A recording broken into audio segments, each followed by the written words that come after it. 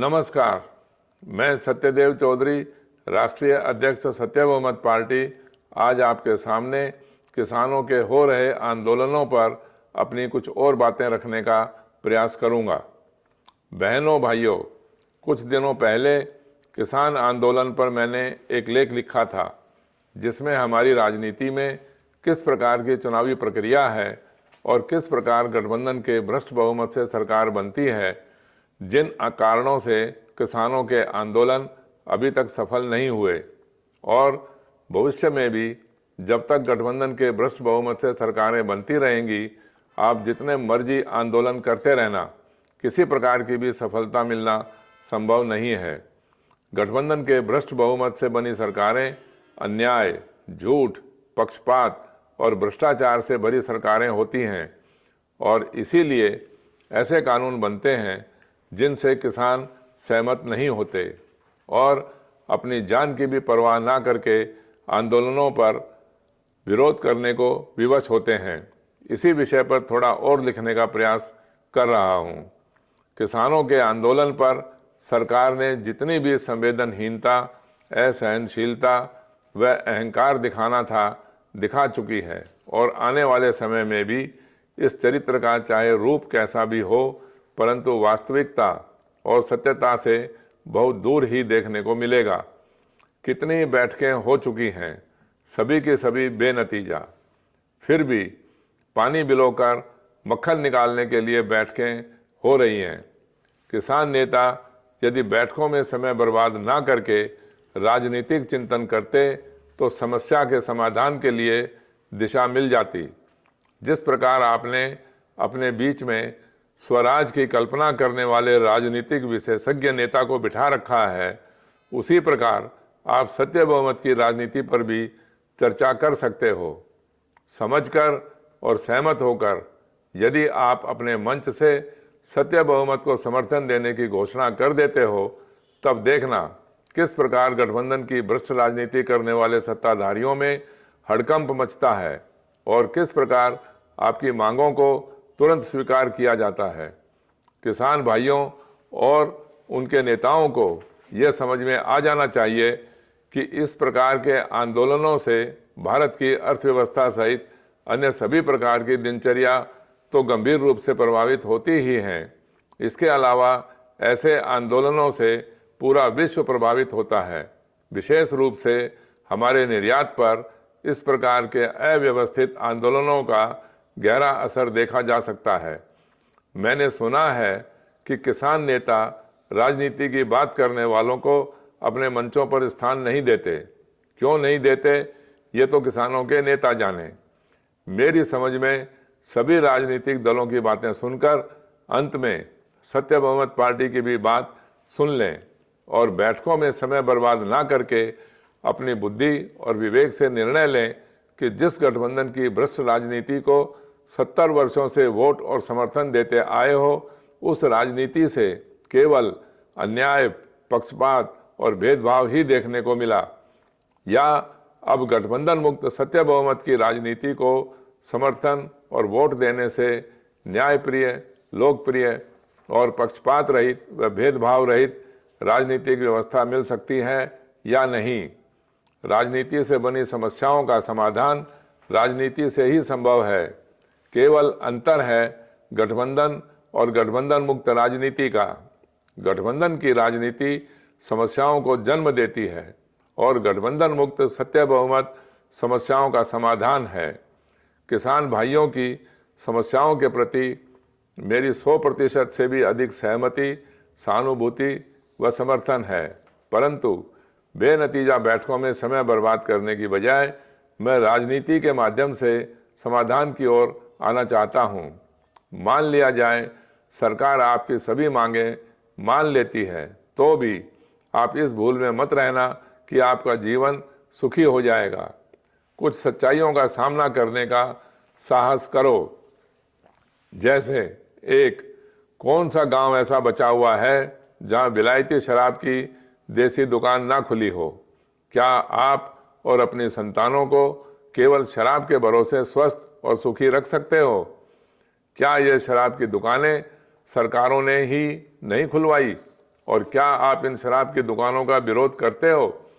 हमारी महिलाओं और बच्चों पर इन शराब की दुकानों से कितना दुष्प्रभाव पड़ता है, कभी सोचा? 2. एक भी गांव ऐसा दिखा दो जहां खेतों में यूरिया और कीटनाशक के लिए केमिकल से बने पेस्टिसाइड का प्रयोग न किया जाता हो। कभी सोचा यूरिया और पेस्टिसाइड से बने उत्पाद जहर हैं और इनके खाने से कितनी भयानक और भयंकर बीमारियां हो रही हैं। पहले तो जहरीले अनाज व अन्य फल सब्जियों का उत्पादन करो, फिर उनके खाने से बीमार हो जाओ और फिर जीवन भर बीमारियों के उपचार में लगे रहो। क्या इसी प्रकार का अस्वस्थ जीवन जीने के लिए आंदोलन कर रहे हो? 3. ऐसा एक भी गांव देखने को नहीं मिलेगा जिसमें प्लास्टिक की हानिकारक गंदगी के ढेर न लगे हों। सारे तालाब और कुएं प्लास्टिक की गंदगी से भरे पड़े हैं। कहीं भी हरियाली और सुंदर पेड़ देखने को नहीं मिलते। प्लास्टिक की हानिकारक गंदगी ना तो स्वच्छ भारत का नारा देने वाली सरकार को दिखाई देती, ना गांव की पंचायतों को और न ही गांवों में रहने वालों को। क्या इसी प्रकार की गंदगी को देखते रहना चाहते हो? 4. किसी भी गांव में चले जाओ, झुंड के झुंड लोग हर जगह सुबह से शाम तक ताश पीटते और बीड़ी फूंकते देखे जा सकते हैं। ऐसा लगता है सिवाय ताश पीटने में समय बर्बाद करने के और कोई काम है ही नहीं। 5. सभी गांवों में शिक्षा के लिए अंग्रेजी भाषा का प्रभुत्व हो गया। समाज की मर्यादा, संस्कृति, संस्कारों और देशभक्ति की शिक्षा लुप्त हो गई। ऐसा लगता है अंग्रेजी भाषा बोलने वाला ही सर्वगुण ज्ञानी है, बाकी सब मूर्ख हैं। अंग्रेजी भाषा बोली में एक माध्यम के सिवाय कुछ नहीं है। अंग्रेजी बोलने से ज्ञान और बुद्धि का विकास संभव नहीं है। मैं अंग्रेजी भाषा का विरोध नहीं कर रहा, परंतु अंग्रेजी केवल भाषा है जो अपनी मातृभाषा से श्रेष्ठ नहीं हो सकती। क्या हम ऐसे ही गांवों की कल्पना में आंदोलन करे जा रहे हैं जिसमें शराब की दुकानें हों, यूरिया और पेस्टिसाइड पर आधारित जहरीली खेती हो, प्लास्टिक की हानिकारक गंदगी के ढेर लगे हों और सुबह से शाम तक लोग ताश पीटने में समय बर्बाद करते हों? मेरे प्रिय किसान भाइयों, केवल आंदोलनों की उलझनों में मत उलझे रहो। हम आज़ाद भारत के अंदर एक राजनीतिक व्यवस्था से संचालित हैं जिसके तहत सारी व्यवस्थाएं और हमारा जीवन नियंत्रित होता है।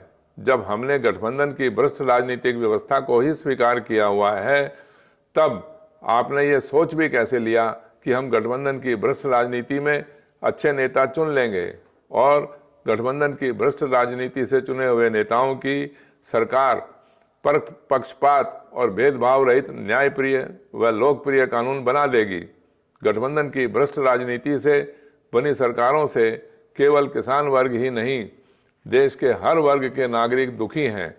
समझने की बात यह भी है कि किसान नेताओं के समर्थक, छोटे बड़े लाखों करोड़ों किसान इन नेताओं के पीछे क्यों पड़े हैं, जो अनगिनत बैठकों के पश्चात लोकतंत्र में रहते हुए भी सरकार से अपनी बात मनवाने में सफल नहीं हो पा रहे हैं। जीवन का अनमोल समय कब तक बर्बाद करते रहोगे? प्रजातंत्र में सच्चाई से भी अधिक सच है गठबंधन मुक्त सत्य बहुमत की राजनीति, जिसके आधार पर किसानों सहित सभी देशवासियों की समस्याओं का समाधान संभव है। सत्य बहुमत की राजनीति में सरकार सांसदों या विधायकों के बहुमत से न बनकर मतदाताओं के बहुमत से बनेगी। समझकर और सत्य बहुमत की राजनीति से सहमत होकर सत्य बहुमत पार्टी को अपना वोट, समर्थन व सहयोग देकर भारत को विश्व का सर्वश्रेष्ठ, स्वाभिमानी, शक्तिशाली और समृद्ध राष्ट्र बनाने में सहयोगी बनकर गर्व का अनुभव करें। पूरे भारत में सांसद और विधायकों के चुनाव में भाग लेने के इच्छुक उम्मीदवार बनने के लिए कृपया संपर्क करें। सत्य बहुमत की राजनीति पर चर्चा करने के लिए आप कभी भी समय निश्चित करके मेरे से मिलने का कार्यक्रम बना सकते हैं। जो लोग सत्य बहुमत की राजनीति से सहमत होकर सक्रिय कार्यकर्ता सदस्य बनने के इच्छुक हैं, कृपया ईमेल या व्हाट्सएप द्वारा संपर्क करें। वीडियो देखकर लाइक, कमेंट, सब्सक्राइब और शेयर करें। सत्य बहुमत पार्टी किसान आंदोलन को 100% समर्थन देते हुए शीघ्र से शीघ्र आंदोलन के सफल होने की कामना करती है।